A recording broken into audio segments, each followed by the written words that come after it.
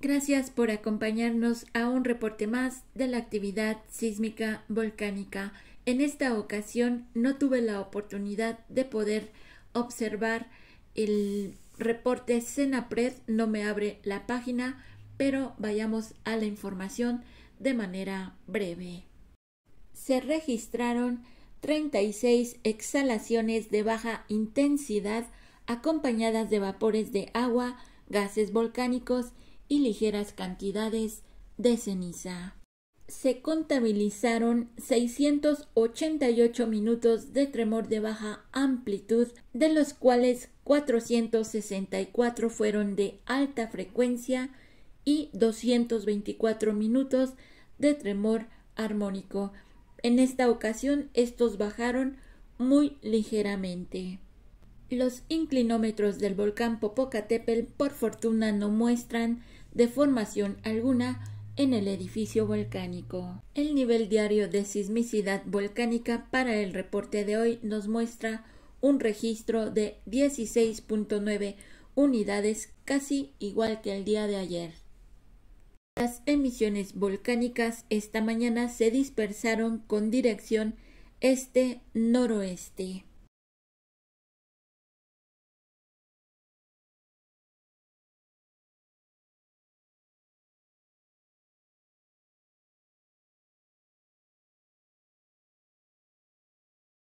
Así se pudo observar durante la madrugada.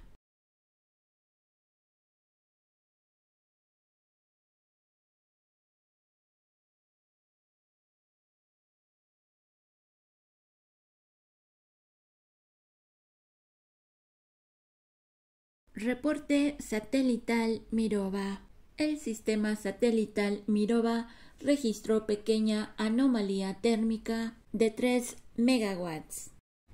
Sismograma PPIG del volcán Popocatépetl. El PPIG nos está mostrando bastantes registros, prácticamente pues casi toda esta hoja de principio y hasta las 19 horas es que mejora un poco ahí después de las 19 horas. Pero vemos movimiento tremórico y estamos viendo actividad, repito, de tremor, exhalaciones y posiblemente ahí también haya algunos registros de telesismo. No los distingo aquí. Ojalá más adelante el profesor pues les aclare un poco más el panorama de este sismograma. El semáforo de alerta volcánica permanece en amarillo fase 2. A las 16 horas con 56 minutos se activa unidad Zihuatanejo con valores en baja frecuencia de 11.0 micras por segundo y en full spectrum con un valor de 34.9 micras por segundo. Veamos el registro, ubicación y magnitud de este sismo. Prealerta baja frecuencia Zihuatanejo. Acapulco 1, onda P detectada.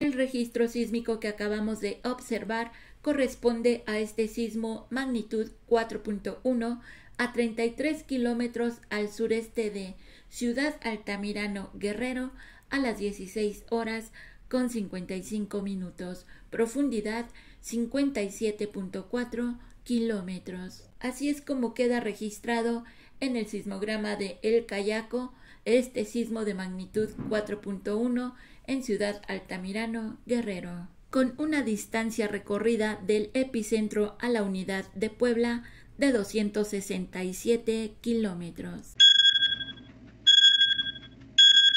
A las 20 horas con 2 minutos se activa unidad Oaxaca 1 con valores en baja frecuencia de 9.7 micras por segundo y en full spectrum con valores iniciales también de 83.25 micras por segundo. Veamos registro, ubicación y magnitud de este sismo. Oaxaca 1, prealerta baja frecuencia. Oaxaca 1, onda P detectada.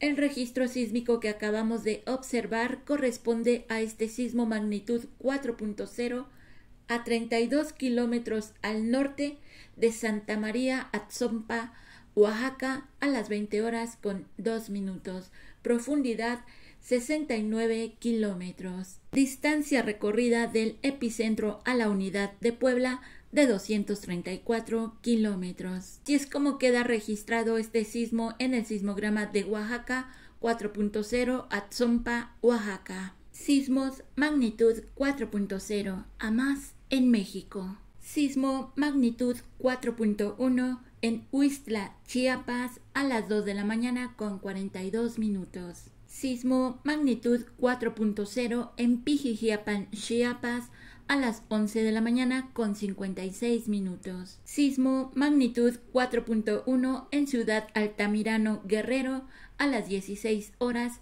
con 55 minutos. Sismo magnitud 4.0 en Santa María Atzompa, Oaxaca, a las 20 horas con 2 minutos. Nuevo sismo en Puebla. Colocamos este sismo aquí por la importancia de su ubicación. Es un sismo magnitud 3.5 a 6 kilómetros al sureste de Atencingo, Puebla, a las 12 del día con 36 minutos. Profundidad 8.1 kilómetros. Este sismo 3.5 que se registró en Puebla está a una distancia de 77 kilómetros del epicentro a la unidad de Puebla. El día de hoy en México y hasta las 20 horas con 2 minutos se han contabilizado 78 sismos. De estos, 74 van entre las magnitudes de 2.1 a 3.9 y tenemos 4 sismos entre las magnitudes de 4.0 a 4.1. El número de sismos por estado es el siguiente: Guerrero 16, Oaxaca 16, Chiapas 12, Veracruz 1, Baja California 2, Jalisco 2, Colima 2, Michoacán 24, San Luis Potosí 2 y Puebla con un sismo más. Erupción del volcán Kelyuchevskaya Sopka en Rusia después del terremoto magnitud 8.8.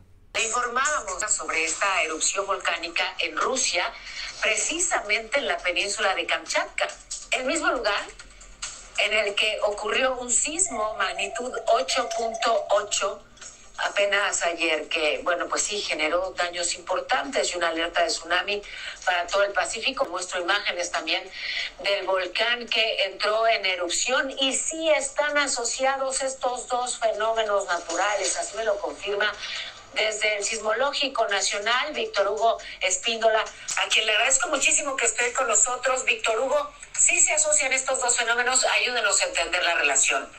Bueno, sí, recordemos que el sismo generado de magnitud 8.8, que está asociado al desplazamiento de estas dos grandes placas, ¿verdad? Entonces, y también la actividad volcánico en lo general a nivel mundial está asociado a los límites precisamente entre placas.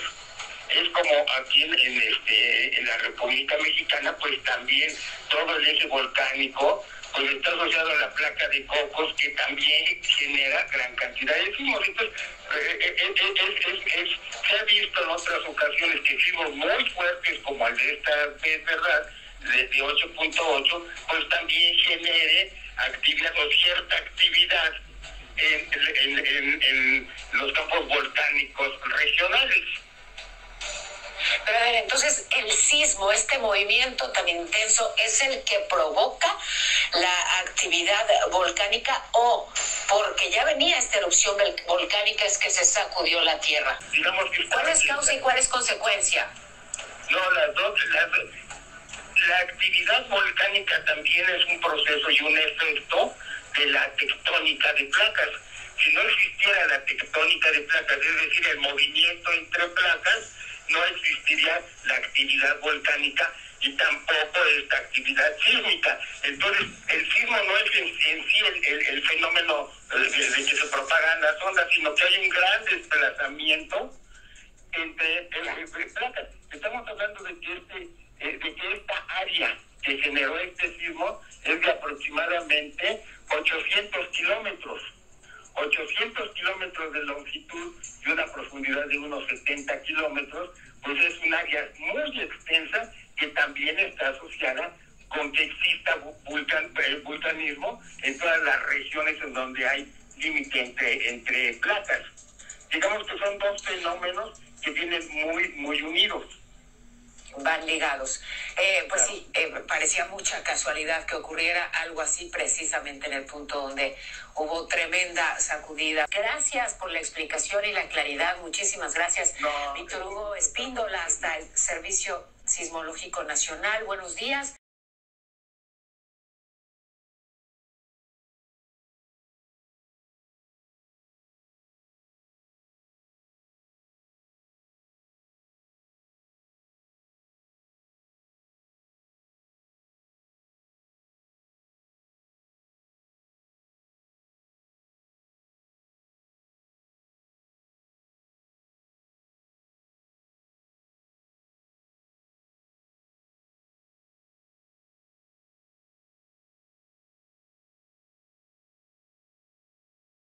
Me parece muy interesante mostrarles aquí el sistema Mirova, cómo ha captado las anomalías térmicas en el volcán que hizo erupción en Rusia.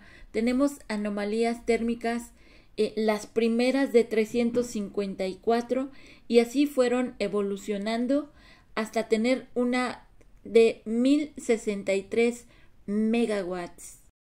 Asimismo, les comparto esta imagen donde están registrados cada uno de los sismos que se han dado en la zona de Rusia, en Kamchatka.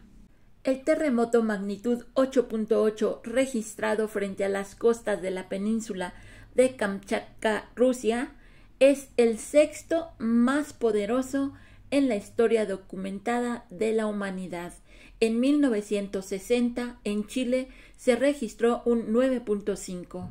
En 1964, en Alaska, un 9.2. En Japón, en el 2011, un 9.1. En Indonesia, en el 2004, un 9.1. En Rusia, en 1952, un sismo de magnitud 9.0. Y en Rusia, 2025, este sismo de magnitud 8.8. Nota importante: el sismo de magnitud 8.8 ocurrido el día de ayer en Kamchatka, Rusia, se originó en la misma zona del otro megaterremoto de magnitud 9.0 en 1952. Además del epicentro, el área de ruptura de ambos sismos es muy similar también. El sismo de ayer, de entre 500 y 600 kilómetros de largo, y en 1952 entre 600 y 700 kilómetros de largo este movimiento sísmico. El volcán en el extremo oriente ruso entra en erupción después del terremoto de magnitud 8.8. El volcán más alto y activo de 4.754 metros comenzó a expulsar lava ardiente por su ladera occidental horas después del megaterremoto. La Academia de Ciencias rusa reportó poderosas explosiones y una columna de ceniza que alcanzó los 3.000 kilómetros de altura. El terremoto de magnitud 8.8 golpeó la península de Kamchatka a las 4:25 am hora local, el más poderoso desde el tsunami de Japón del 2011.